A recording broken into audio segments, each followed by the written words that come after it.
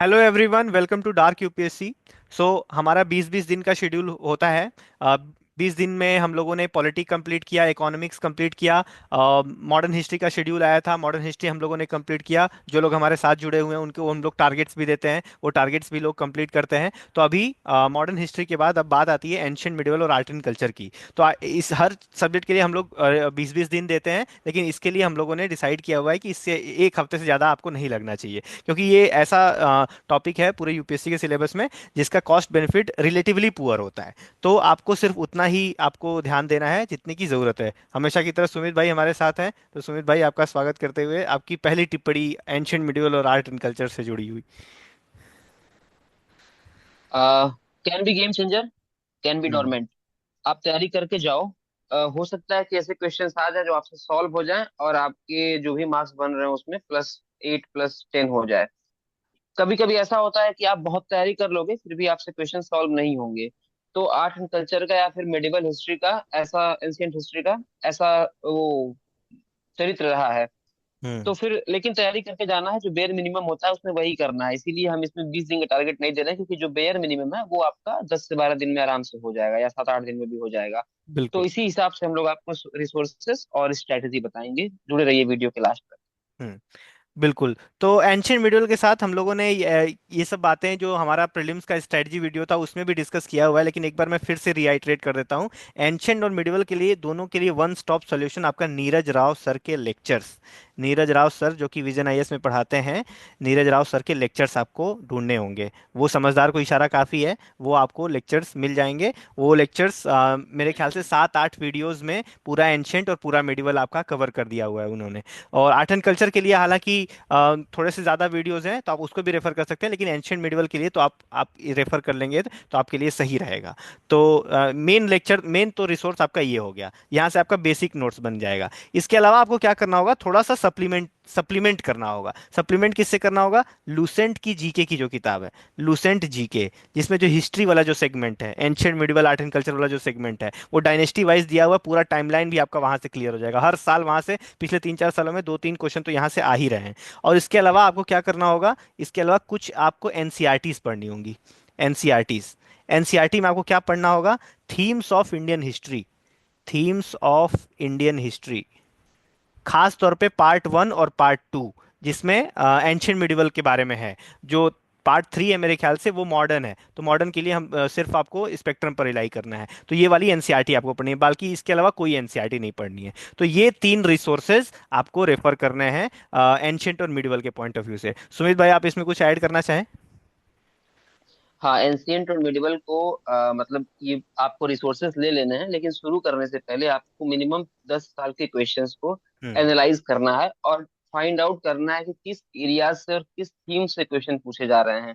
हम्म। Problem ये है कि इन रिसोर्सेज में अगर आप सब कुछ पढ़ने जाएंगे तो इतना ज्यादा ओवरवेल्म्ड हो जाएंगे और आप डाइजेस्ट नहीं कर पाएंगे सारे इंफॉर्मेशन को। क्योंकि मैक्सिमम लोग फर्स्ट टाइमर्स हैं, सेकंड टाइमर्स हैं, तो उनको सब कुछ ही इंपॉर्टेंट लगता है। तो इस प्रॉब्लम का सोल्यूशन है पीवाईक्यू का एनालिसिस। उससे आपको पता चलेगा कि कहाँ से क्वेश्चन बन रहे हैं। तो आपको पता चलेगा कि इंडस वैली सिविलाइजेशन से क्वेश्चन पूछ रहा है, वैदिक लिटरेचर से क्वेश्चन पूछ रहा है, बौद्धिज्म और बुद्ध और जैन के लिटरेचर से क्वेश्चन पूछ रहा है। किसी डायनेस्टी में पर्टिकुलर राजा महाराजा का टाइमलाइन याद है तो ठीक है, बहुत ज्यादा उनके बाप का नाम माँ का नाम रटने की हम्म। जरूरत नहीं है। हाँ, उनके एडमिनिस्ट्रेशन में जो यूनिक चीजें हुई, जैसे कोई अगर उन्होंने करेंसी चलाया हो, कोई अगर लैंड मेजर करने का यूनिट बनाया हो, कोई उस समय के ऑर्गेनाइजेशन हो, तो इस तरह की चीजें जो कीवर्ड्स हैं वो थीम्स बनती हैं। तो वो चीजें आपको तो मतलब थीम्स आइडेंटिफाई करनी है पीवाईक्यू को एनालाइज करके, और उस हिसाब से इन रिसोर्सेज को पढ़ना है।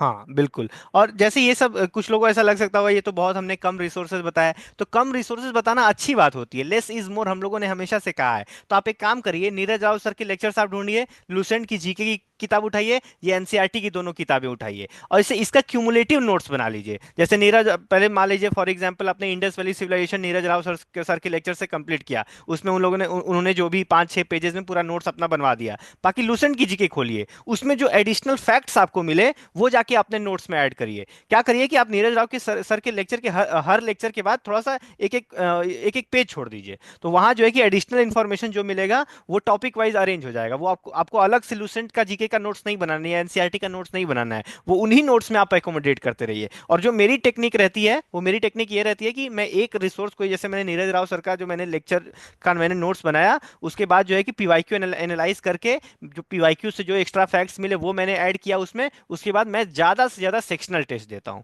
सेक्शनल टेस्ट में क्या होगा, आप गलतियां करोगे, उसमें बहुत सारे फैक्ट्स जो है क्वेश्चन के फॉर्म में मिलेंगे, और जब क्वेश्चन के फॉर्म में आप गलती करोगे तो वहां से जो आप सीखोगे तो वो आपके लॉन्ग टर्म मेमोरी में जाएगा, तो उसको जाके आप अपने नोट्स में ऐड कर लीजिए। तो यहां से आपका focus on sectional tests, sectional tests, यहाँ से आपको फैक्ट्स मिल जाएंगे, काफ़ी सारे फैक्ट्स मिल जाएंगे। तो ये है आपका मेनली एंशंट और मिडिवल का। आर्ट एंड कल्चर की अगर बात की जाए तो आर्ट एंड कल्चर भी एक बहुत ही इंपॉर्टेंट टॉपिक है UPSC prelims point of view से। हालांकि इसका भी कॉस्ट बेनिफिट थोड़ा सा पुअर होता है, लेकिन फिर भी जो मेंशन्ड है सिलेबस में, आप प्रीलिम्स के सिलेबस में तो कुछ मेंशन ही नहीं होता है, मेंस के सिलेबस में आप देखेंगे तो उसमें लिखा हुआ है आर्ट, आर्किटेक्चर एंड लिटरेचर। तो आर्किटेक्चर और लिटरेचर तो आपको छोड़कर जाना ही नहीं है। बाकी आर्ट बहुत सब्जेक्टिव टर्म होता है, आर्ट में बहुत सारे आर्ट आ जाएंगे। आर्ट में आपका पेंटिंग भी आ जाएगा, थिएटर भी आ जाएगा, पपेटरी भी आ जाएगा, आर्ट में ही आपका सॉन्ग भी आ जाएगा, परफॉर्मिंग आर्ट्स मतलब सॉन्ग भी आ जाएगा, डांस भी आ जाएगा, ये सब चीजें आ जाएंगी। तो आर्ट एंड कल्चर के लिए भी पहली बात, आप अगर रेफर कर सकते हैं, आपके पास टाइम है, तो नीरज राव सर के लेक्चर्स आप यहाँ भी रेफर कर सकते हैं। नीरज राव सर के लेक्चर्स यहाँ भी रेफर कर सकते हैं। बाकी इसके अलावा नितिन सिंघानिया, नितिन सिंघानिया नाम की एक किताब है, उसके बहुत कम चैप्टर्स आपको पढ़ने होंगे। वो चैप्टर्स भी मैं लिस्ट डाउन कर देता हूँ। वो चैप्टर्स हैं, सबसे पहले आपको पढ़ना पड़ेगा यहाँ से लिटरेचर। लिटरेचर बहुत कॉम्प्रहेंसिव ढंग से दिया हुआ है, यहाँ से पूरा लिटरेचर आप कंप्लीट कर लीजिए। बाकी यहाँ से क्या पढ़ना है, बुद्धिज्म, बुद्धिज्म एंड जैनिज्म, मतलब रिलीजन वाला एक चैप्टर है, बुद्धिज्म जैनिज्म यहाँ से पढ़ना है। सारे रिलीजन के बारे में डिटेल में नहीं पढ़ना है, हल्का हल्का देख लीजिएगा। बाकी यहाँ से और क्या पढ़ना है, कॉइनेज यहाँ से पढ़ना है। कॉइन से भी रिलेटेड हर एक दो साल में एक एक क्वेश्चन आ जाता है, जैसे फनम आ गया था 2022 में। उसके अलावा भक्ति सूफी, भक्ति सूफी आपको यहाँ से पढ़ना है। सुमित भाई बताइए कुछ आर्ट एंड कल्चर में अगर आप ऐड करना चाहें। हाँ, इसमें आप एक आर्किटेक्चर एंड स्कल्पचर ऐड कर सकते हैं, क्योंकि ये हाँ थोड़ा इंपॉर्टेंट हो जाता है। बिल्कुल। तो इंडस वैली से लेके आपके खासकर गुप्ता के टेम्पल्स हो गए, अशोका के इंस्क्रिप्शंस हो गए, ये हम्म। सब आप देख लीजिएगा। दूसरा लिटरेचर तो कृपा भाई ने बता ही दिया है, लेकिन सिर्फ फेमस लिटरेचर ही कीजिएगा। एक तो आप वैदिक वाला कर लीजिए, हम्म। फिर उसके बाद आप बुद्ध और जैन के लिटरेचर्स पे आ जाइए। फिर कुछ कुछ जो क्लासिकल पोएट्स उस जमाने के दरबारी कवि रहे हैं, जैसे कालिदास हो गए, हरिसेन हो गए, इन लोगों ने क्या क्या लिखा है, तो ये सब कर लीजिए। और हाँ, लिटरेचर में आप वो 320 से 380 संगम पीरियड लिटरेचर करके जाइएगा, वो इम्पोर्टेंट है। बिल्कुल। फिर अगर डांसेस वांसेस तो छोड़ सकते हैं, पेंटिंग कर लीजिएगा। हाँ। और जैनिज्म बुद्धिज्म तो बता ही दिया। हाँ, एक इम्पोर्टेंट है यूनेस्को के टेंजिबल और हम्म। अनटेंजिबल जो राइट। वर्ल्ड हेरिटेज साइट्स हैं, एक बार देख लीजिएगा। अगर कुछ न्यूज में हो तो वो कर लीजिएगा, और कुछ इंपॉर्टेंट इंपॉर्टेंट जो भी हो वो कर लीजिएगा, और यूनेस्को के बारे में थोड़ा पढ़ लीजिएगा। तो मुझे लगता है कितने से आर्ट एंड कल्चर सॉर्ट हो जाना चाहिए। हाँ बिल्कुल। बाकी अगर आप वीडियो यहाँ तक देख रहे हैं तो आपके लिए एक सरप्राइज ये है कि ये मेहनत तो आप अगर कर सकते हैं तो आप लोग कर लीजिए, लेकिन हम लोग इसमें क्या करने वाले हैं, इसमें हम लोग ये करेंगे, डार्क यूपीएससी की टीम क्या करेगी कि एक वीडियो आएगा, पूरा एंशंट उसमें कवर हो जाएगा। सारा जो हम लोग की जो ये 2-3 साल की मेहनत है, सारी मेहनत एक वीडियो में, वो वीडियो 1 घंटा से कम ही होगा, सारा एंशंट आपका खत्म हो जाएगा। एक वीडियो आएगा पूरा मेडिवल आपका खत्म हो जाएगा, और एक ही वीडियो आएगा पूरा आर्ट एंड कल्चर आपका खत्म हो जाएगा। तो जैसे हम लोगों ने आपसे वादा किया हुआ था, मॉडर्न हिस्ट्री में 3 वीडियोज आएंगे, पूरा मॉडर्न खत्म हो जाएगा। 3 वीडियोज तो अभी तो 2 ही आए हैं, एक आना बाकी है, वो भी आ जाएगा 1-2 दिन में। तो ऐसे ही आपका पूरा एंशियंट, मिडिवल और आर्ट एंड कल्चर भी 3 वीडियोज में खत्म करने का वादा मैं आपसे करता हूँ। तो ये जो है कि आपका पूरा कॉम्प्रहेंसिव तैयार हो जाएगा। आप अपने एंड से भी मेहनत कर सकते हैं, जो भी ये सब चीज़ें मैंने दिखा हुआ है, थोड़ा सा आप अपने एंड से मेहनत करेंगे, थोड़ा अकाउंटेबिलिटी ज़्यादा रहेगी, वो ज़्यादा ढंग से याद होगा। ऐसे आप हम लोग की मेहनत पर रिलाई करेंगे, तो अगर आप रिलाई करना चाहते हैं तो रिलाई कर भी सकते हैं। हम लोगों का काम है बताना, रिसोर्सेज सजेस्ट करना, इसलिए हम लोग रिसोर्सेज सजेस्ट कर रहे हैं। बाकी बहुत ज़्यादा टाइम नहीं लेंगे, आप लोग पढ़ाई करते रहिए और इन रिसोर्सेज को फॉलो करिए। सुमित भाई, क्लोजिंग रिमार्क्स। क्लोजिंग रिमार्क्स यही है कि भाई जो भी कंटेंट आ रहा है उसको आप चाहें तो रिवीजन के लिए यूज कर सकते हैं। और अभी आपको शायद फील नहीं हो रहा होगा, लेकिन वो कंटेंट काफी 2-3 साल के मेहनत का चरण चरण हम्म। वो क्रीम है। अगर आपको अगर वो मतलब ठीक है, अगर बिना किसी कॉस्ट के मिल रहा है तो जरूर की उसकी वैल्यू नहीं फील होती है। लेकिन आपको समझ में आएगा जब आपकी प्रिपरेशन का एक लेवल हो जाएगा कि उस कंटेंट का क्या इंपॉर्टेंस है। तो उम्मीद करता हूँ कि समय रहते आप समझ लें तो आपका ये वाला प्रीलिम्स हो जाएगा।